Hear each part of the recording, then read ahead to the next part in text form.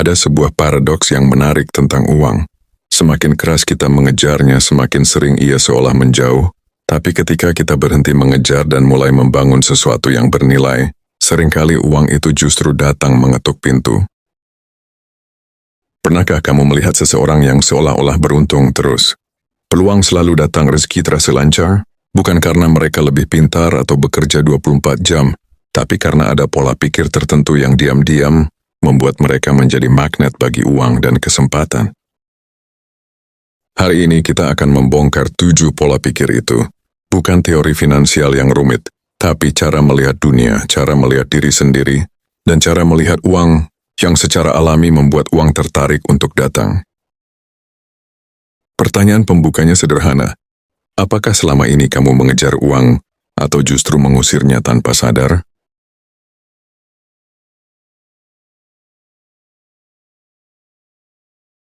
Bayangkan 2 orang penjual air di tengah padang pasir. Yang pertama berteriak, Air, air. "Saya jual air."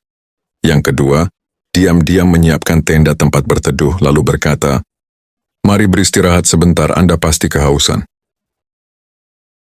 Siapa yang lebih mungkin disinggahi? Yang kedua, karena dia menyelesaikan masalah yang lebih dalam. Bukan sekadar haus, tapi lelah, panas, dan butuh perlindungan. Inilah pola pikir pertama. Orang sukses tidak bertanya, "Apa yang bisa saya dapat?" Tapi masalah apa yang bisa saya selesaikan. Contoh, seorang penulis yang fokus membuat buku yang benar-benar mengubah hidup pembaca, versus penulis yang hanya memikirkan royalti, seorang freelancer yang fokus menyelesaikan masalah klien hingga tuntas, versus yang hanya memikirkan bayaran per jam. Dalam pekerjaan atau bisnismu hari ini, apa fokus utamamu? Pada angka di rekening, atau pada nilai yang kamu ciptakan untuk orang lain?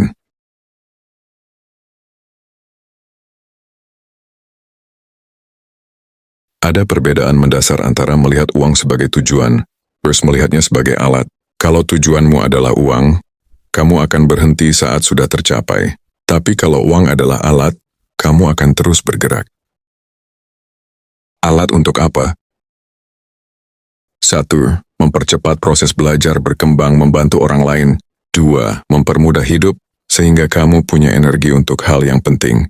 3. Memperluas pengaruh baik yang bisa kamu sebarkan. Orang dengan pola pikir ini punya hubungan yang sehat dengan uang. Tidak memujanya tapi juga tidak takut kepadanya. Mereka tidak gelisah saat uang datang. Tidak panik saat uang pergi. Karena yang mereka kejar bukan angka, tapi kualitas hidup yang ingin mereka jalani. Tanyakan dalam hatimu, jika besok uangmu berlipat 10 kali, apa yang akan berubah dalam hidupmu? Apakah tujuanmu akan selesai, atau justru baru akan dimulai?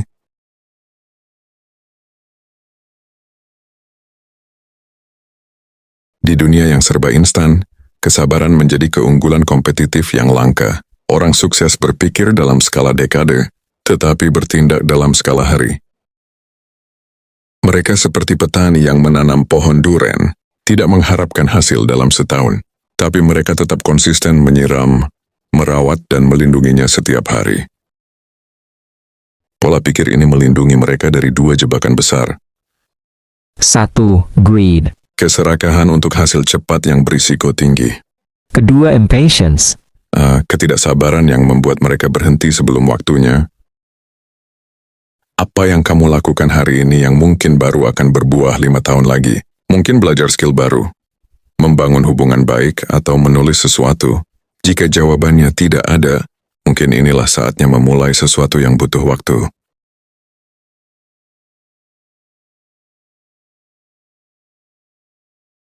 Ini mungkin pola pikir yang paling kontras dengan yang ditampilkan di media sosial. Orang yang benar-benar sukses secara finansial seringkali tidak terlihat sukses. Mereka lebih peduli pada arus kas yang sehat daripada mobil mewah, cadangan dana yang cukup daripada liburan mewah ke luar negeri, ketahanan finansial daripada penampilan. Mereka paham, uang lebih mudah datang ke hidup yang tenang dan teratur. Kehidupan yang ribut dengan cicilan dan pengeluaran gengsi justru membuat uang kabur. Pikirkan, apakah ada pengeluaran dalam hidupmu yang lebih untuk tampil daripada untuk hidup? Dan bagaimana rasanya jika kamu melepasnya?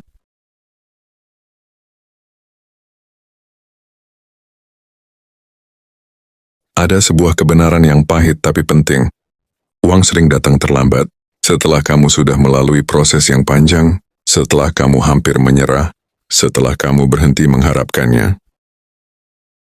Orang dengan pola pikir ini memiliki stamina mental yang berbeda. Mereka tidak bosan dengan repetisi yang berkualitas, tidak berhenti saat tidak ada yang memperhatikan, menganggap kegagalan sebagai data, bukan sebagai identitas. Mereka seperti seniman yang terus melukis meski belum ada yang membeli karyanya, bukan karena yakin akan laku, tapi karena mencintai proses melukis itu sendiri. Tanya dirimu, apa yang akan tetap kamu lakukan meski tidak dibayar selama setahun? Jawabannya mungkin menunjukkan di mana passion sejatimu berada.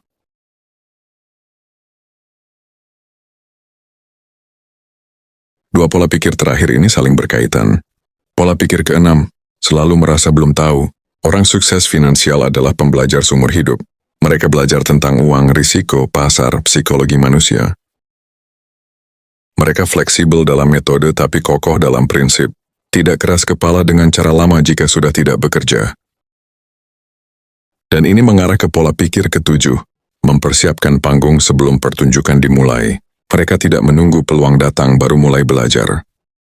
Mereka sudah membangun skill yang mendalam di satu area, jaringan yang tulus dengan orang-orang baik, reputasi sebagai orang yang bisa diandalkan. Sehingga saat peluang benar-benar datang, mereka tinggal mengatakan ya, karena persiapan sudah selesai bertahun-tahun sebelumnya.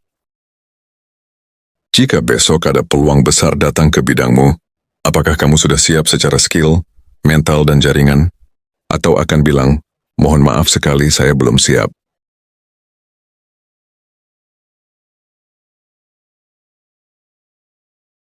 Jadi bukan tentang bekerja lebih keras, bukan tentang strategi investasi yang rumit, tapi tentang menjadi orang yang tepat, orang yang secara alami menarik uang dan kesempatan.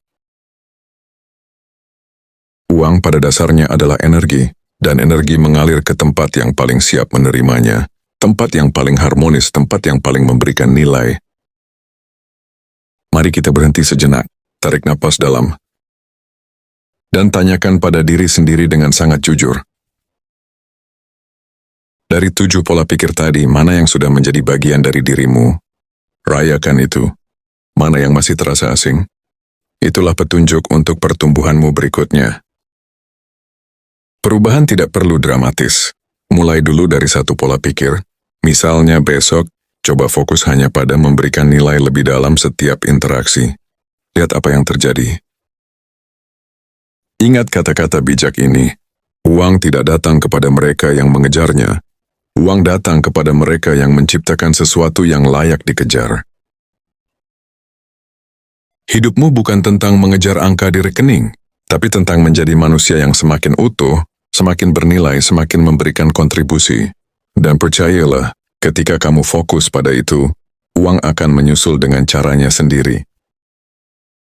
Terima kasih sudah meluangkan waktu untuk berefleksi bersama. Ini bukan akhir, tapi awal dari kesadaran baru.